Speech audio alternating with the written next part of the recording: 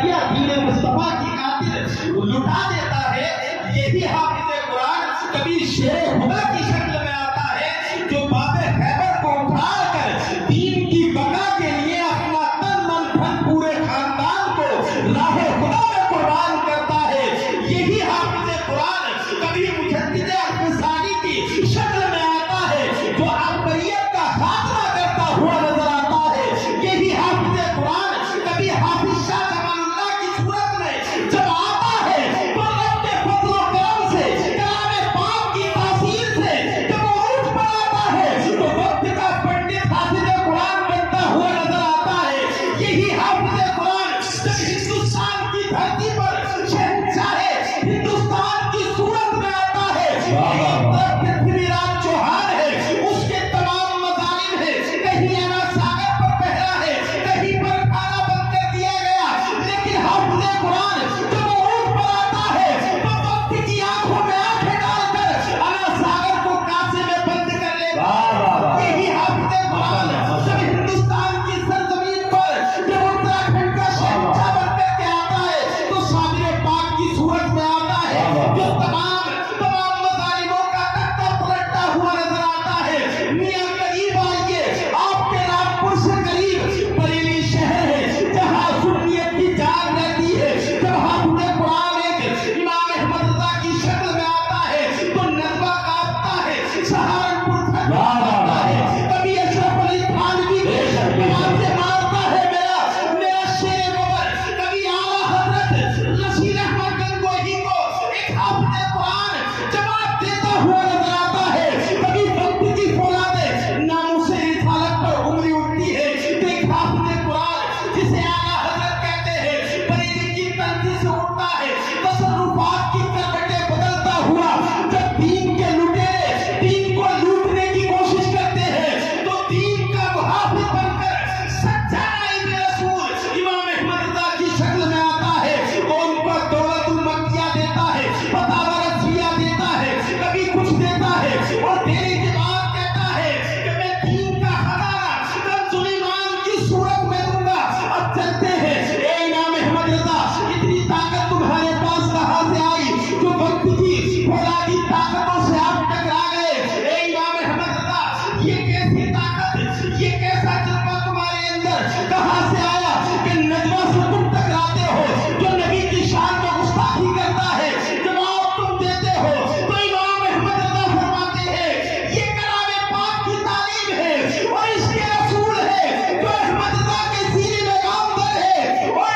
اور تم پھر جواب دیتے ہیں کہ یہ اس کے رسول کا ایسا چراغ ہے جو احمد رضا کی رہنمائی دنیا میں بھی کرتا ہے، آخرت میں بھی کرتا ہے اور قوم کو پیغام دیتے ہیں اے عشق کے صدقے ایسے چھٹے سنتے جو آگ بجھا دے گی وہ آگ لگا دے گی۔ نعرہ تکبیر، نعرہ رسالہ، مذہب اسلام، مسلکی اعلیٰ حضرت عظمت قرآن حضرت علامہ مفتی جناب عالم سید قبلہ۔ ماشاءاللہ ماشاءاللہ، بہت زبردست، واہ واہ۔ وقت کی فولادی طاقتوں سے ٹکرانے والی ذات بے وہ شک، حافظ قرآن۔ بے شک بے شک۔ آج ہر جگہ حافظ قرآن آگے ہے، تم کس دنیا میں جیتے ہو؟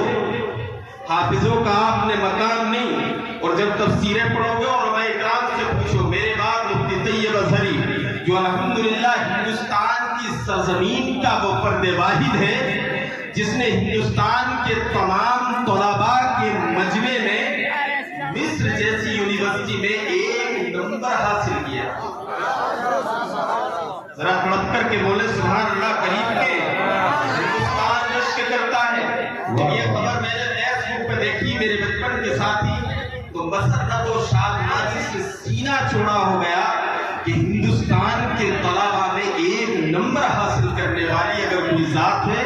تو میرے عزیز مفتی طیب اظہری جو ہما وقت آپ کی رہنمائی کے لیے تیار ہیں، لیکن تم نہیں جانتے ہو یہ بھی حافظ قرآن ہے، یہ بھی حافظ قرآن ہے۔ آج حافظ قرآن جب آپ دیکھیں ہم نے دین مصطفیٰ کی تعلیم سے اپنے بچوں کو دور رکھا، بچوں نے جواب دینا شروع کر دیا، دینی تعلیم سے ہم نے دور کیا تو بچوں بچوں کو والدین کی عظمت اور ان کی عزت کیا ہوتی ہے یہ بھول گئے، گالیاں دینا شروع کر دی۔ لیکن ہمارے حالات، ہمارے گھر میں بچہ اگر کوئی قد عقیدہ ہو، قد ہوتا ہے، جھگڑا ہو، دھلا ہو، تو پریشانی میں آ کر کے کہتے ہیں اسے مولوی بنا دیں، اسے مولوی بنا دیں۔ اور اگر کوئی خوبصورت ہو، اللہ نے اچھا بچہ دیا ہو، تو اس کا شکرانہ ادا کر کے کبھی یہ نہیں کہتے کہ اسے دین مصطفیٰ کا وارث بنائیں گے، اللہ کے رسول کا وارث بنائیں گے اور دین مصطفیٰ سے اسے مزین کریں گے۔ لیکن یاد رکھیں، آج جس بچے کو تم آپ مصطفیٰ کے گھر میں چھوڑ کر دینی تعلیم حاصل کرنے کے لیے بھیج دیتے ہو اور اسے حقارت کی نظر سے دیکھتے ہو، اور جو بچہ خوبصورت ہوتا ہے جسے آکسفورڈ، جامعہ ملیہ، جتنی سینٹرل یونیورسٹیز ہیں ان میں تعلیم کے لیے بھیجتے ہو، یہ اور وہ کتنا کام آئے گا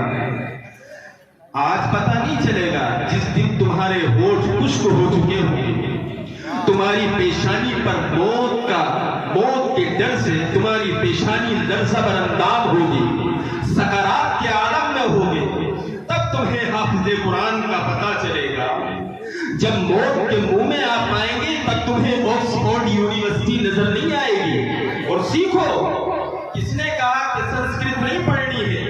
کس نے کہا کہ آپ کو انگلش نہیں پڑھتی ہے؟ کسی کے باپ کی زبان نہیں ہے۔ آج 2400 زبانیں سکھائی جاتی ہیں، زیادہ سے زیادہ حضرت آدم علیہ السلام کو 6 لاکھ زبانوں کا علم تھا، ساری لینگویجز جو ہے ہمارے ابا کی، لیکن ہم بھولے بیٹھے ہیں۔ جب موت سکرات کے عالم میں آپ ہوگے تو وہ جو بچہ ہے نا کانا، جسے تم نے غربت کی وجہ سے، جس کا چہرہ خوبصورت نہیں مدرسے میں ڈالا ہے، اس دن پتا چلے گا جب تمہارے جسم سے روح نکالی جا رہی ہوگی، اس وقت جو آکسفورڈ یونیورسٹی کا آنے کے بعد کہے گا ڈونٹ وری پاپا، گھبراؤ مت، موت کے منہ سے یہ بچائے گا کھڑے ہو کر کے پیشاب کرنے والا، جسے نماز کے فرائض، واجبات، سنن، مستحبات کچھ بھی معلوم نہیں ہے، یہ موت کے منہ سے بچائے گا۔ جب موت کا فرشتہ تمہارے قریب ہوگا تو تمہیں اس کی انگریزی اچھی نہیں لگے گی، اس کا لباس اچھا نہیں لگے گا، اور وہ آنے کے بعد سراہنے کھڑے ہو کر ایک آیت، ایک ایسا کلمہ نہیں پڑھ سکتا جس سے تمہارے قلب کو تسکین حاصل ہو، لیکن جسے حقارت کی نظر سے تم نے بھیجا ہے نا مدرسے میں پڑھنے کے لیے، وہ آنے کے بعد جب سنے گا نا کہ ابا موت کی دہلیز پر دستک دے چکے ہیں، کلام پاک کو باوضو سینے سے لگا کر سراہنے کھڑا ہو کر کے کلام پاک کی تعلیم کرتا ہوا نظر آئے گا۔ اب تمہاری روح جب قفسِ انشری سے پرواز کر جائے گی، جب 4 آدمی تمہیں کاندھے پہ اٹھا کر آخری مقام تک پہنچائیں گے، تب تمہیں پتا چلے گا کہ انگریزی پڑھنے والے کی کیا حیثیت ہے اور کلام پاک کے حافظ کا کیا مقام ہے۔ جب تمہیں 4 آدمی کاندھے پر لے کر کے جائیں گے تو وہ لاکھوں روپے کمانے والا کاندھا دینے کا سلیقہ جسے معلوم نہیں، وہ دور کھڑا ہو کر افسوس کے آنسو بہاتا ہوا نظر آئے گا، لیکن جسے تم نے حقارت کی نظر سے مدرسے میں بھیجا ہے، آج وہ کھڑا ہو کر کاندھا دے رہا ہے اور زبان سے کلمہ طیبہ بھی اس کے جاری ہے۔ جب قبرستان کے اندر تمہیں لے کے جایا جائے گا، جب آواز لگائی جائے گی تو گاؤں کے جتنے چودھری ہیں، گاؤں کے جتنے کوالیفائڈ لوگ ہیں، جتنے ایجوکیشنل لوگ ہیں، جن کے پاس ایجوکیشن ہے، وہ کہتے ہیں مدرسے میں مت پڑھاؤ، دین مصطفیٰ کی تعلیم کو نہ دو، اللہ کے رسول کی تعلیم سے کچھ نہ ملے گا، یہ اماموں کا کام ہے۔ آج جب وہ اسے پکاریں گے کہ آکسفورڈ یونیورسٹی جو ورلڈ میں فیمس ہے، وہاں کی تعلیم کرنے والا اچھا طریقہ جانتا ہوگا، تو وہ دور کھڑا ہوا اپنے باپ کے نماز جنازہ کا تماشا دیکھتا ہوا نظر آتا ہوگا، لیکن جب آواز دی جائے گی تو وہی بچہ جو کلام پاک کو حفظ کرنے کے لیے حقارت کی نگاہوں سے تم نے مدرسے میں ڈالا تھا، آج وقت کا امام بنتا ہوا نظر آئے گا، وہ اپنے والدین کی نماز جنازہ پڑھاتا ہوا نظر آئے گا اور اللہ کی بارگاہ میں نماز جنازہ پڑھا کر دعا کرے گا۔ اب جب قبر میں اتارا جائے گا تو لوگ مشورہ دیں گے، ہو سکتا ہے یونیورسٹی کا پڑھنے والا جو ہے یہ اچھی دعاؤں کو یاد کر کے آیا ہو، اچھے ان کے پاس اورائد ہو، آپ اوراد و وظائف پڑھ کر باپ کی روح و تسکین کے لیے دعا کر دے، لیکن قبر میں اترنے والا وہ انگریزی ماسٹر نہیں ہوگا، حافظ قرآن ہوگا، اور جب دنیا آ جائے گی تجھے تنہا قبر میں اتار کر قبر کے سناٹے میں اپنے رب کی بارگاہ میں آنسو بہا کر دعا کرے گا کہ مولا یہ میرا وہی باپ ہے، اگرچہ حکارت کی نظر سے اس نے تیرے کلام پاک کو حفظ کرنے کے لیے مدرسے اسلامیہ میں داخلہ کرایا، یہ گناہگار ہے، مولا تجھے اس کلام کا واسطہ دیتا ہوں جسے رات کی تنہائیوں میں نے یاد کیا ہے، جسے ٹھنڈی راتوں میں نے اپنے سینے میں محفوظ کیا ہے، مولا تجھے اس کلام پاک کا واسطہ میرے باپ کی مغفرت فرما دے، ادھر دستے دعا اٹھیں گے، ادھر رب کی رحمت نازل ہوگی، اس کے صدقے میں اس کی دعا کی برکت سے تمہارے گناہ معاف ہوتے ہوئے نظر آئے گے، واہ واہ واہ، زندہ باد ماشاءاللہ، ہوتے ہوئے نظر آئے گے۔ بہت خوب۔ لیکن افسوس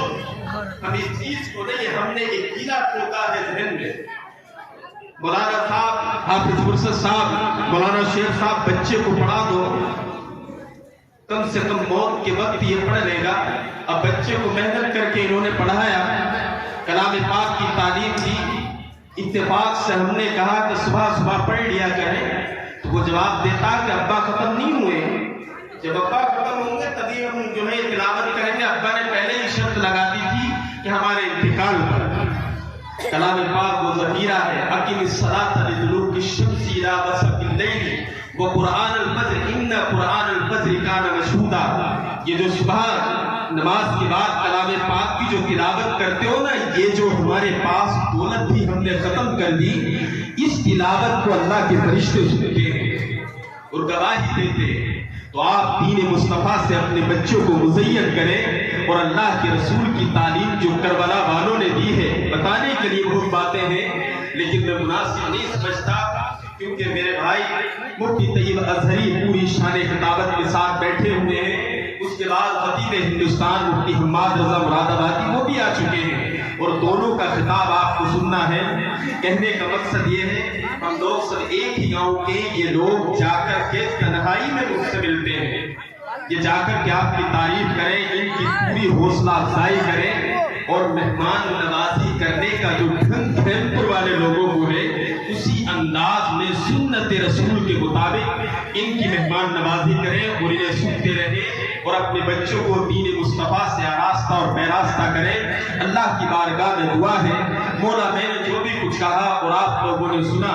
میرے کہنے میں یا آپ کی ذوق سماعت میں کوئی